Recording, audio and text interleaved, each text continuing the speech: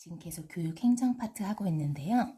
오늘은 의사결정 무형에 대해서 할 거예요. 그래서 의사결정 무형. 그리고 2014년도에 객관식 기출될 때는 교육 정책 결정 무형이라고 나왔어요. 정책 결정 무형. 어쨌든 의사결정 무형이죠. 이것도 다요. 자, 그래서 의사결정 모형에는 총 6가지가 있어요. 오늘은 저희가 총 6가지를 할 거예요. 먼저 합리 모형, 그 다음에 만족 모형, 점증 모형, 혼합 모형, 그 다음에 최적 모형, 쓰레기통 모형이에요. 그래서 잠깐 간단히만 설명해서 살펴보면요. 일단 이 합리 모형 같은 경우는 의사결정자가 인간의 합리성에 기초해서 충분한 정보를 다 검토해서 가장 이상적인 대안을 결정을 할 수 있다는 거예요. 그러니까 이상주의, 낙관주의 모형이죠. 그래서 만족 모형은요. 이게 최적의 대안을 선택하는 이 합리 모형은 불가능하다. 그러니까 최적의 대안을 선택하기보다는 만족할 만한 대안을 선택하자라고 해서 나온 게 만족 모형이에요. 그러니까 이게 되게 보수적 접근이죠. 현실에 되게 안주하는 거예요. 그 다음에 이 점증 모형 같은 경우는 혼합 모형하고 좀 구별이 힘들어요. 그래서 저도 이제 문제를 풀었는데 이거 하기 전에 문제를 여러 개의 문제집을 풀었는데 어떤 거는 점증 모형이라고 그러고 어떤 건 혼합 모형이라고 그래요. 왜냐면 두 개가 잘 구분이 되지 않아요. 그래서 우리가 혼합 모형의 단점은 점증 모형과 크게 다르지 않다라고 정리할 거예요. 그래서 점증 모형은요. 이게 기존의 대안보다 기존의 정책을 점진적으로 수정하는 거예요. 그리고 이 혼합 모형은요. 큰 방향 설정은 합리 모형으로 가고 그 후에 이제 특정한 문제 해결할 때는 점증 모형이에요. 그러니까 합리 모형과 점증 모형을 합친 게 혼합 모형이에요. 그러니까 혼합 모형은 얘의 긍정적인 거, 합리성, 점증 모형의 실용성을 짬뽕시켜 놓은 거예요. 그게 혼합 모형이에요. 그 다음에 최적 모형은요. 지금까지 계속 합리성에 했잖아요. 근데 이제 합리적 이런 대안뿐만이 아니라 초합리적 판단, 뭐 상상력, 창의력, 통찰력 이런 것도 다 그걸 고려해서 이거 함께 고려해서 합리성과 초합리성을 함께 고려해서 의사결정을 해야 된다라 그래요. 그러니까 이것도 모두 다 고려하는 거기 때문에 이 비판을 받아요. 합리 모형과 크게 다르지 않다라고 비판을 받아요. 쓰레기통 모형은요 참 재밌죠. 이거 쓰레기통이래요. 이게 학교 같은 느슨한 조직 그리고 학교 같은 이렇게 조직화된 무질서 조직에 적합한 의사결정 모형이에요. 쓰레기통 모형이요. 쓰레기통에 쓰레기가 우연히 모이죠. 그렇듯이 이게 4가지 요소, 뭐 참여자, 문제, 해결책, 선택기획 4가지 요소가 우연히 만나서 정책 결정이 이루어진다, 의사결정이 이루어진다라고 보는 게 쓰레기통 모형이에요. 그래서 지금까지 이렇게 간단한 게 특징적인 것만 살펴봤고요. 그럼 이걸 이제 글로 정리하도록 할게요. 먼저 이 순서대로 합리 모형이에요. 합리 모형은 이 의사결정자가 충분한 지식,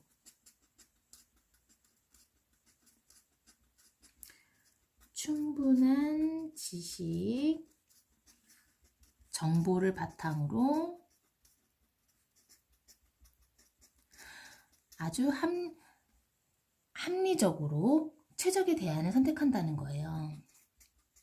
그러니까 아주 이상주의죠. 합리적으로 최선의 대안을 선택할 수 있다고 전제해요.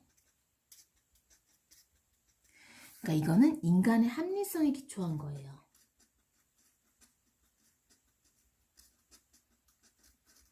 합리성에 입각해 정책이 결정된다 이 말이에요. 그러니까 이거는 이상적, 낙관적 모형이에요. 그러니까 사실 불가능하죠. 어떻게 다 인간은 시간과 비용, 자원 이런 게 다 제한돼 있잖아요. 근데 모든 걸 다 이렇게 고려해서 최선의 대안을 선택한다는 건 사실은 불가능하죠. 그래서 이게 비현실적이라는 비판을 받아요. 그래서 인간의 합리성에 한계가 있다. 한계가 있고 그래서 현실에 적용하기가 힘들다. 근데 한계가 있다. 그래서 이거는 비현실적이다라는 비판을 받아요. 그래서 이제 만족 모형이 나오는 거예요. 만족 모형이란 이거 최적의 대안을 선택하는 거 힘들다. 그러니까 만족할 만한 대안을 선택하자는 거예요. 그래서 최적의 선택은 이론적으로만 가능하다. 이론적으로 가능. 그러니까 여기서 핵심은 만족할 만한 대안이에요. 최적의 대안을 선택하기보다 현실적으로 만족할 만한 대안. 현실적으로 만족할 만한 대안을 선택하자. 그래서 이거는 이제 비판을 받죠. 왜냐하면 현실에 안주하는 보수주의적 관점이에요. 그래서 이거는 현실에 안주하는 보수주의적 관점.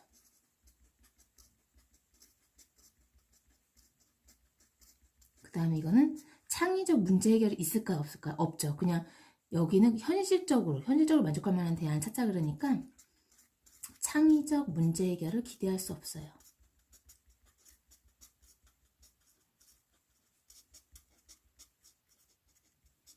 그래서 이건 이제 이런 의사결정 모형은요, 나올 때 아무래도 이게 얘와 같이 나오겠죠? 그래서 얘도 알아놔야 될 것 같아요. 그래서 만족 모형 같은 경우는 제가 이제 문제집 풀 때는요, 뭐 성취평가제 활성화 방안은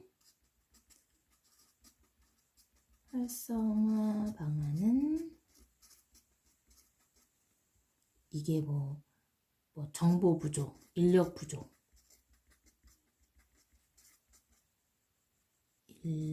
부족으로 부족하니 현실적으로 만족할 만한 대안을 찾읍시다.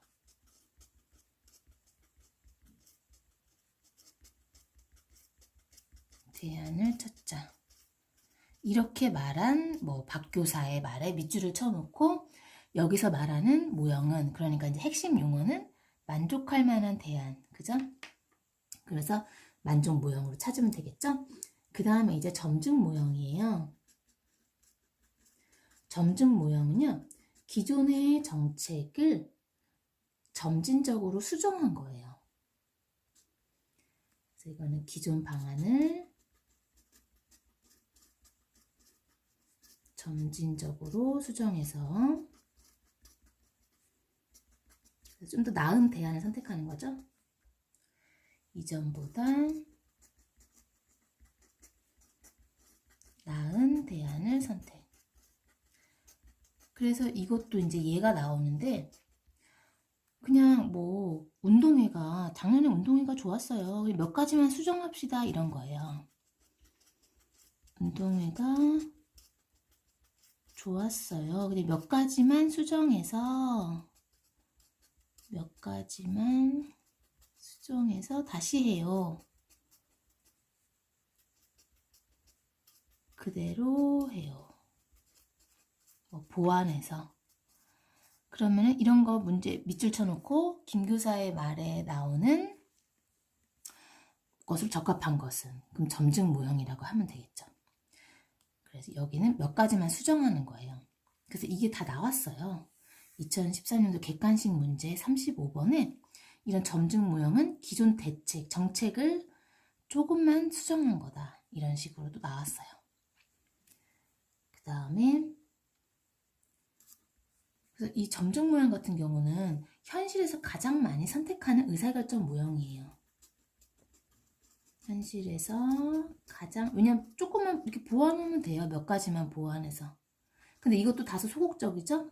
그래서 어떤 변혁적 사고, 변혁적 현실 요구할 때는 이게 부적합해요. 현실에서 가장 많이 활용되는 모형이에요. 그 다음에 이제 비판점. 이것도 다소 소극적인 모양이고요. 적인 모형. 그래서 뭐 근본적 혁신이 필요한 시점에서는 이거는 쓰면 안 되겠죠. 소극적이잖아요. 몇 개만 수정해서 또 그대로 쓰는 거예요. 그래서 근본적 혁신, 변화. 필요한 사회에 부적합해요. 그 다음에 이제는 호남 모양이에요. 호남 모형은요, 섞은 거예요. 뭘 섞었냐면요, 합리 모형의 합리성, 점증 모형의 실용성을 합쳤어요. 그러니까 이 두 가지의 단점을 비판한 거예요. 합리 모형의 이상주의. 되게 이상적이잖아요. 현실적으로 불가능하단 말이에요. 어떻게 모든 대안을 바탕으로 가장 최선의 대안을 선택할 수 있겠어요. 이상주의는 이상주의와 점증 모형의 보수주의. 이게 보수주의, 변화를 싫어하잖아요. 보수주의를 비판했어요. 그 다음 이 두 개의 대신에 합리 모형의 합리성. 그 다음에 점증 모형의 실용성을 갖고 온 거예요. 점증 모형의 실용성을 혼합했어요. 그래서 큰 방향은 합리 모형으로 잡아요. 근데 이제 그 후 특정한 문제 해결을 할 때는 점증 모형으로 사용하는 거예요. 그래서 비판은 점증 모형하고 별로 다를 바가 없어요. 이거는 기본 방향을 설정할 때는 합리 모형.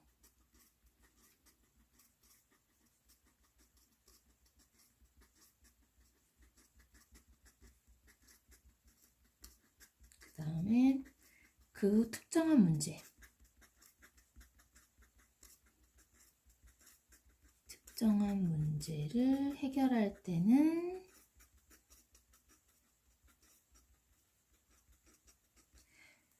이게 이제 합리적 모형이 아니라 점증 모형을 사용해요.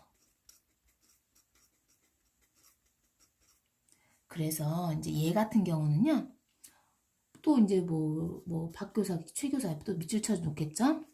서로 대화를요. 그래서 호남 모양은 야, 우선 합리적 대안을 다 해보자, 찾아보자. 그래서 우선 합리적 대안을 다 찾아보고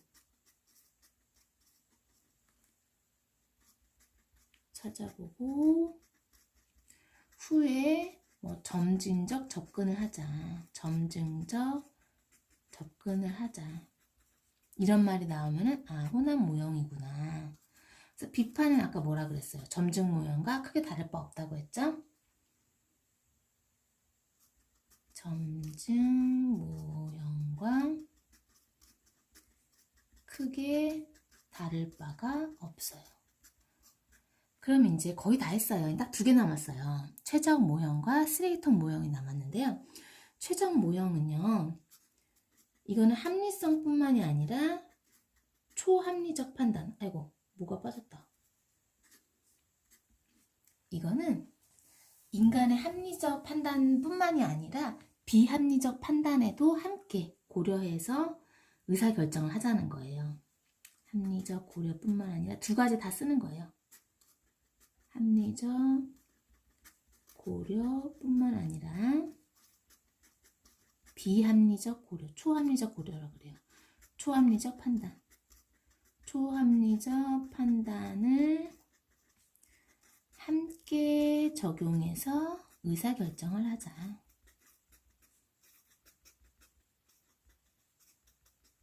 결정하자예요. 자, 초합리적 판단은 뭐가 있어요? 통찰력, 상상력, 창의력 이렇게 많겠죠. 그래서 저는 이거 풀 때 이제 모의고사 문제집 2권을 봤는데요. 이거 하기 전에 봤는데 둘 다 뭐 참신한 발상으로 하자. 참신한 발상으로 의사결정을 하자. 이런 말이 나오는 거예요. 근데 그걸 최적 모형이라고 해가지고 왜 참신한 발상인데 최적 모형이지라고 했는데 보니까 이 초합리적 판단 안에 창의력이 있더라고요. 그러니까 이게 자꾸 참신한 발상, 2번 다 참신한 발상으로 하자 이런 말이 나왔는데 무슨 모형이냐? 그럼 최적 모형이다라고 고르게 돼 있었거든요. 근데 저는 원래 최적 모형에 초합리적 판단만 하는 건 줄 알았는데 함께 합리적 판단, 초합리적 판단을 함께 적용하자는 거예요. 그러니까 비판점이 뭐겠어요? 결국 합리적 모형과 똑같아요. 합리 모형과 똑같은 거예요. 문제집에 따라서 합리적 모형이라고도 하고 합리 모형이라고도 해요. 근데 문제집은 합리적 모형이라고 또 많이 나와 있죠. 근데 제가 본 개론서에는, 이론서에는 합리 모형, 만족 모형 이렇게 나와갖고 제가 이렇게 썼어요. 그래서 비판은 합리 모형과 크게 다를 바가 없어요. 결국엔 모든 것을 다 고려해서 최선의 대안을 선택하자는 거랑 똑같아요. 그래서 그게 비판이에요. 이거는 합리 모형을 크게 벗어나지 않는다. 모형을 크게 벗어나지 않는다. 그 다음 이제 마지막으로 쓰레기통 모형이에요. 자, 쓰레기통에 쓰레기가 우연히 모이듯이 이 4가지 요소가 우연히 만나서 의사가 결정된다는 거예요. 이제 학교 같은 데 적합하죠. 이거는요. 학교 같은 느슨한 조직. 그 다음에 조직화된 무질서 조직이죠. 저번 시간에 우리 다 정리했어요. 학교 조직의 특성이요. 조직화된 무질서 조직에 적합해요. 그래서 4가지 요소가 뭐냐면은 이것도 쓸게요. 쓰레기통에 쓰레기가 우연히 모이듯 학교 의사결정이 뭐가 우연히 모여서 4가지는 외워야겠죠? 문제, 해결책, 참여자, 선택기회. 선택기회 4가지가 원래는 독자적으로 다 움직여서 따로따로 놀았단 말이에요. 근데 우연히 한 곳에 모여서 의사결정이 이루어진다는 거예요. 4요소가 이게 독자적으로 움직이다가 우연히 쓰레기 모이듯이 우연히 마주쳤을 때 의사결정이 일어난다는 거예요. 우연히 4가지가 마주쳤을 때 의사결정이 이루어진다 이 말이에요. 이 4가지가 우연히 마주쳤을 때라는 게 사람 같잖아요. 우리는 우연히 마주치다 이거 사람에 쓰는데 유정명사에 쓰는데 이 4가지가 우연히 마주쳤다 그러니까 좀 어색하긴 하죠. 이게 지금 번역서라 그래요. 이 4가지가 우연히 모였을 때 의사결정이 이루어진다는 거고요. 그러니까 이거는요. 인간의 비합리성을 강조하는 거예요. 의사결정의 비합리성. 의사결정의 비합리성을 강조해요. 그래서 여기까지 이제 오늘 우리가 한 거는요. 합리 모형, 만족 모형, 점증 모형, 혼합 모형, 최적 모형, 쓰레기통 모형의 의사결정 모형을 마쳤습니다.